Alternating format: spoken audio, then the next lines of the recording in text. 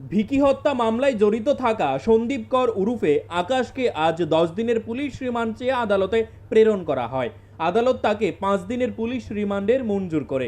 এদিন মুখ্য বিচার বিভাগীয় আদালতের তাকে প্রেরণ করা হয়। এ বিষয়ে বিস্তারিত জানিয়েছেন সরকার পক্ষের আইনজীবী শঙ্কর লোধ। উঠানো হয়েছে ওনার নাম এবং কি হয়েছে যদি বিস্তারিত। ওনার নাম সন্দীপ কর এলিয়াস আকাশ। তার এগেনস্টে এলিগেশন হচ্ছে সে ওয়ান অফ দ্য শুটার্স এবং তাকে আজকে প্রোডাকশন করা হয়েছে with a prayer for 10 days police remand. Court এবং ওরা একটা বেল পিটিশনও করেছিল। কোর্ট দুপক্ষের বক্তব্য শোনার পর বেল পিটিশন রিজেক্ট করেছে এবং 5 দিনের পুলিশ রিমান্ড দিয়েছে। তার নেক্সট অ্যাপিয়ারেন্স হচ্ছে 16th May, তাকে প্রডিউস করবে।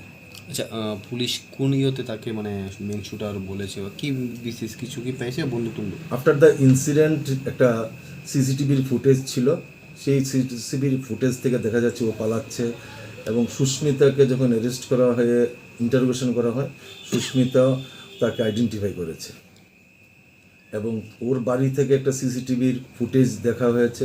সেই ফুটেজে দেখা গেছে মানে ইনসিডেন্টটা হয়েছে 8:04 আর সে 8:35 40 বা 41 এই সময় সে বাড়ি থেকে তার বউ এবং বাচ্চাকে নিয়ে একটা গাড়ি দিয়ে পালিয়ে গেছে।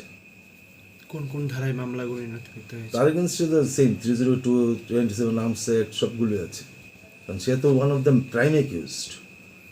আর কি কি কাউকে মানে জিজ্ঞাসা ইনসিডেন্টে ব্যবহৃত ওয়েপন সম্পর্কে কোনো ইনসিডেন্টে যে ওয়েপন ইউজ করা হয় সেটার কোনো এগুলো এখনো বের হয়নি। ইন্টারোগেশন আজকে এখন পুলিশ রিমান্ডে যাওয়ার পর ইন্টারোগেশনের পরে যদি সে বলে কোথায় রেখেছে তখন আমরা বের করবো।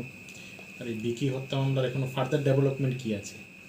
ফার্দার ডেভেলপমেন্ট এখন লাস্ট একজন শুটারকে আমরা অ্যারেস্ট করতে পেরেছি এবং ওর থেকে বিভিন্ন জিনিস যদি আশা করছি পাবো। অন্য যারা এই মাস্টার মাইন্ড আছে সবাইকে আমরা অ্যারেস্ট করার চেষ্টা করছি। মানে আর কতজন আছে বলে মনে আপনারা ইয়ে করছেন? মেন একিউজ তো এখনও অ্যারেস্ট হয়নি, ওর সঙ্গে ওর ভাইটাই আরও আছে, অনেকজন আছে আরও। গতকাল একটা বিষয় আপনি বলেছিলেন যে সুস্মিতা এবং প্রদ্যুৎ বাবু পুলিশকে সহায়তা করছেন। এই বিষয়টা নিয়ে ফার্দার পুলিশের তরফ থেকে কি ব্যবস্থাপনা গ্রহণ করা হচ্ছে? না, এখনও তো ইন্টারোগেশন চলছে। ফার্দার পুলিশ রিমান্ডে নিয়েছে গতকালকে, 4 দিনের জন্য দেওয়া হয়েছে। শুধু 4 দিন পরে বোঝা যাবে তারা কি কতটুকু করলো।